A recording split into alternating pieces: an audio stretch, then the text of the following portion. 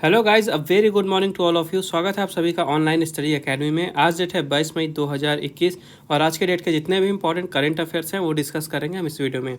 और लास्ट तक जरूर बने रहिएगा क्योंकि जितने भी रिलेटेड फैक्ट्स हैं और जीके हैं, स्टैटिक, ये सब भी कवर करेंगे हम। तो आइए शुरू करते हैं।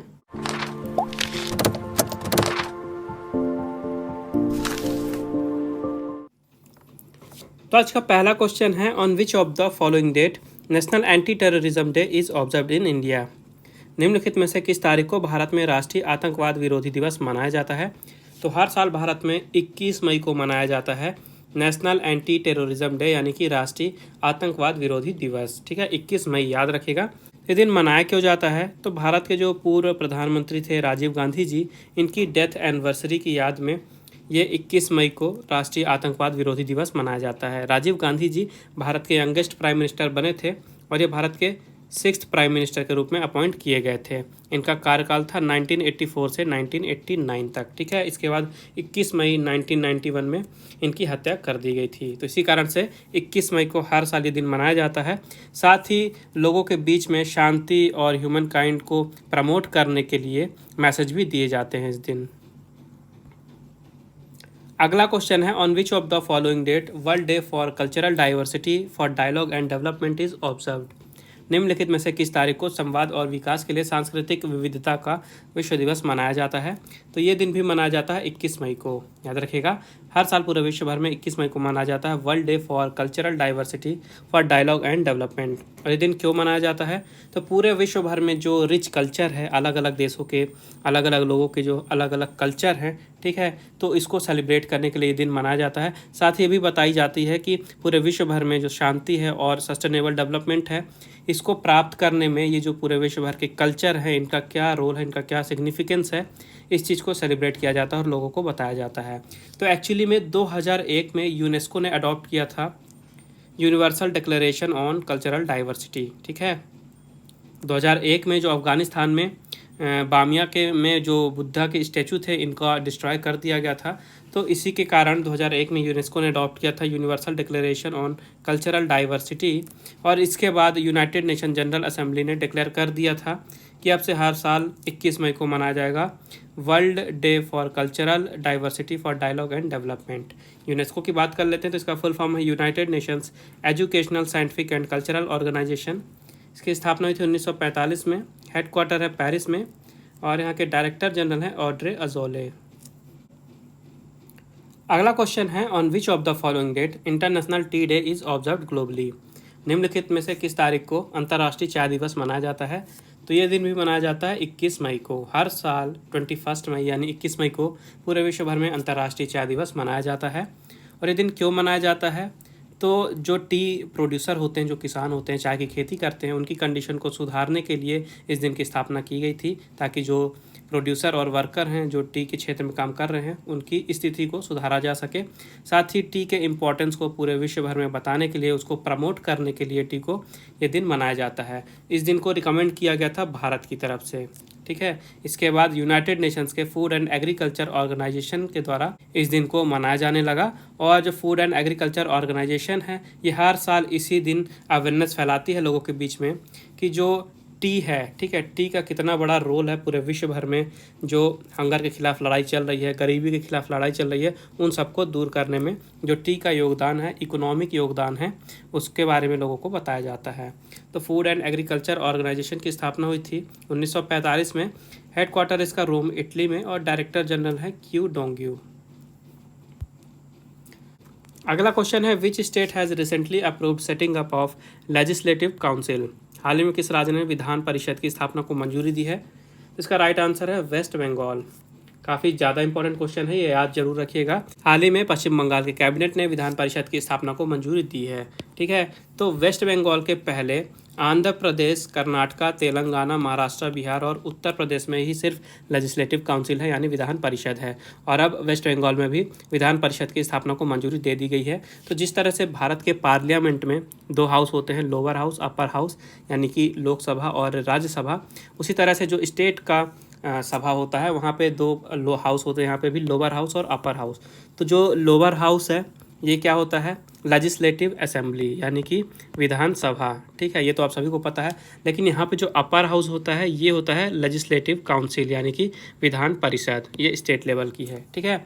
तो इसी की स्थापना को मंजूरी दे दी गई है पश्चिम बंगाल की कैबिनेट के द्वारा। तो पहले भी यहाँ पे लेजिस्लेटिव काउंसिल था वेस्ट बंगाल पे, लेकिन 1969 में जो यूनाइटेड फ्रंट गवर्नमेंट थी इनके द्वारा इसे एबॉलिश कर दिया गया था, निष्कासित कर दिया गया था, ठीक है। तो बात कर लेते हैं वेस्ट बंगाल की। तो यहाँ के चीफ मिनिस्टर है ममता बनर्जी, गवर्नर है जगदीप धनखड़ और कैपिटल है कोलकाता। और लेजिस्लेटिव काउंसिल से आपको क्या पॉइंट याद रखने हैं कि एक तो ये अपर हाउस माना जाता है स्टेट लेजिस्लेचर का, दूसरी चीज़ कि भारत के कॉन्स्टिट्यूशन में ये आर्टिकल 169 के अंडर में इसे इस्टेब्लिश किया जाता है। आर्टिकल 169 आपको याद रखना है। अगला क्वेश्चन है which state has launched Amrit Vahini app and chatbot app. किस राज्य ने अमृत वाहिनी ऐप और चैटबॉट ऐप लॉन्च किया है? तो अभी हाल ही में झारखंड के चीफ मिनिस्टर हेमंत सोरेन ने लॉन्च किया वहाँ पे 2 ऐप, अमृत वाहिनी और चैटबॉट। तो क्या है दोनों ऐप, आइए देखते हैं। तो जो पहला ऐप है अमृत वाहिनी, इसके लिए ऐप और एक वेबसाइट दोनों लॉन्च की गई है ताकि वहाँ पे जो लोग हैं ऑनलाइन हॉस्पिटल में बेड बुक कर सकें, ठीक है। लोगों को ऑनलाइन बेड बुकिंग की सुविधा देने के लिए हॉस्पिटल में ये ऐप लॉन्च किया गया है, अमृत वाहिनी ऐप, और इसी के लिए एक वेबसाइट भी। और जो दूसरा ऐप है चैटबॉट ऐप, ठीक है, इसका भी नाम याद रखिएगा। तो कोरोना वायरस से रिलेटेड जितने भी इन्फॉर्मेशन है लोगों तक पहुंचाने के लिए ये ऐप लॉन्च की गई है चैटबॉट। इसमें कोविड से रिलेटेड इन्फॉर्मेशन दी जाएगी। झारखंड की बात कर लेते हैं। तो चीफ मिनिस्टर है हेमंत सोरेन, कैपिटल है रांची और गवर्नर है द्रौपदी मुर्मू।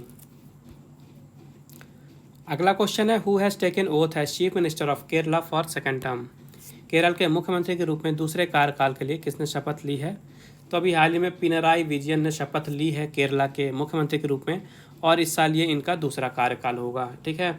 केरला के जो गवर्नर हैं आरिफ मोहम्मद खान, इन्होंने शपथ दिलाई है पिनराई विजयन जी को।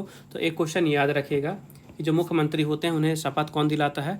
तो उसी राज्य के गवर्नर या राज्यपाल उन्हें शपथ दिलाते हैं, ठीक है। केरला की कैपिटल है तिरुवनंतपुरम, चीफ मिनिस्टर बन गए फिर से पिनराई विजयन, गवर्नर है आरिफ मोहम्मद खान।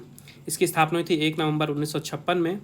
और यहाँ पे जो लेजिस्लेटिव असेंबली है, ठीक है, यूनिकैमरल, यहाँ पे 141 सीट है विधानसभा की, राज्यसभा में 9 सीट हैं, लोकसभा में 20 सीट है, और जो हाई कोर्ट है यहाँ पे ये केरला हाई कोर्ट है, ठीक है। इसके अलावा जो M.K. स्टैलिन है ये हाल ही में तमिलनाडु के नए चीफ मिनिस्टर बने हैं, और V. नारायणसामी ये जो है ये पुडुचेरी के नए चीफ मिनिस्टर बने हैं। अगला क्वेश्चन है who has represented India at summit on the financing of African economics 2021। अफ्रीकी अर्थव्यवस्थाओं के वित्त पोषण पर शिखर सम्मेलन 2021 में भारत का प्रतिनिधित्व किसने किया है? तो इसका राइट आंसर है V. मुरलीधरन। तो अभी हाल ही में जो एक्सटर्नल अफेयर मिनिस्ट्री है वहाँ के जो मिनिस्टर ऑफ स्टेट है यानी कि राज्य मंत्री V. मुरलीधरन जी, इन्होंने भारत को रिप्रेजेंट किया है हाल ही में हुए summit on the financing of African economics 2021 में, यानी अफ्रीकी अर्थव्यवस्थाओं के वित्त पोषण पर शिखर सम्मेलन जो हुआ 2021 का वहाँ पे, ठीक है। तो ये जो शिखर सम्मेलन है ये हुआ कहाँ पे? ये हुआ था पेरिस में, ठीक है, फ्रांस में। ये ऑर्गेनाइज कराया गया था पूरी तरह से वर्चुअली रूप में कोविड के कारण। और इसका मेन ऑब्जेक्टिव क्या था? तो जितने भी अफ्रीका कॉन्टिनेंट में कंट्रीज़ हैं वहाँ की जो इकोनॉमीज़ हैं कोविड के कारण काफ़ी ज़्यादा अफेक्टेड हुई हैं, तो यहाँ पे डिस्कस किया गया कि किस तरह से इकोनॉमी जो डाउन हुई है उसको वापस से ऊपर उठाया जा सकता है, उसको फिर से जीवित किया जा सकता है इकोनॉमी को। तो इन्हीं सब चीज़ों को डिस्कस किया गया यहाँ पे, ठीक है। तो इसकी अध्यक्षता की थी फ्रांस ने, यहाँ की कैपिटल है पेरिस, प्रेसिडेंट है इमैनुअल मैक्रोन, प्राइम मिनिस्टर हैं जीन कास्टेक्स, और करेंसी है यूरो। नेक्स्ट क्वेश्चन है which force has designed oxygen recycling system to mitigate oxygen shortage. Oxygen की कमी को कम करने के लिए किस बल ने ऑक्सीजन पुनर्चक्रण प्रणाली तैयार की है? तो अभी हाल ही में भारतीय नौसेना, ठीक है, इंडियन नेवी ने डिज़ाइन किया है ऑक्सीजन रिसाइकलिंग सिस्टम यानी कि ORS, और इसे डिज़ाइन किया गया है जो पूरे भारत भर में ऑक्सीजन की कमी चल रही है, शॉर्टेज चल रही है, उसको कम करने के लिए। तो इंडियन नेवी का जो ड्राइविंग स्कूल है सदर्न नेवल कमांड का, ठीक है, उन्होंने इसे डिज़ाइन किया है, और उनमें इस क्षेत्र के काफ़ी ज़्यादा एक्सपर्ट थे ऑक्सीजन से रिलेटेड, इसी कारण से वहाँ पे इसकी डिज़ाइनिंग हो पाई है। और इससे होगा क्या? तो जो अभी प्रेजेंट में मेडिकल ऑक्सीजन सिलेंडर हैं, ठीक है, तो इनकी जो लाइफ लाइन है, लाइफ टाइम है कि जो ऑक्सीजन कितने समय तक चलता है, इसको ये 2 से 4 गुना तक ज़्यादा बढ़ा सकता है, ये जो नया सिस्टम डेवलप किया गया है। तो मेन लॉजिक इसके पीछे ये है कि जो ऑक्सीजन दी जाती है सिलेंडर से, ठीक है, जो पेशेंट यूज़ करते हैं सिलेंडर का, तो जो ऑक्सीजन अंदर इनहेल करते हैं तो काफ़ी कम मात्रा में लंग के द्वारा एब्जॉर्ब की जाती है। बाकी की जो ऑक्सीजन है वो शरीर से जो कार्बन डाइऑक्साइड निकलती है उसके साथ मिलकर वापस बाहर आ जाती है, ठीक है। तो उसी ऑक्सीजन को ये रीयूज़ करेगा और जो लाइफ होती है सिलेंडर की कि कितनी देर तक ऑक्सीजन उसमें चलेगी, इसको रीयूज़ करने के बाद उसकी ये लाइफ बढ़ा देता है ऑक्सीजन रिसाइकलिंग सिस्टम। और इंडियन नेवी की बात कर लेते हैं तो यहाँ के चीफ हैं एडमिरल करमबीर सिंह, ठीक है, करमबीर सिंह जी यहाँ के चीफ हैं और इसका हेडक्वार्टर है नई दिल्ली में, ठीक है। ये 2 पॉइंट याद रखिएगा। अगला क्वेश्चन है who has been appointed as first women chief justice of Kenya. Kenya की पहली महिला मुख्य न्यायाधीश के रूप में किसे नियुक्त किया गया है? तो अभी हाल ही में मार्था कूमे, ठीक है, मार्था कूमे नियुक्त की गई हैं केन्या की चीफ जस्टिस, ठीक है। और ये पहली महिला चीफ जस्टिस बन गई हैं केन्या की, ये हैं मार्था कूमे।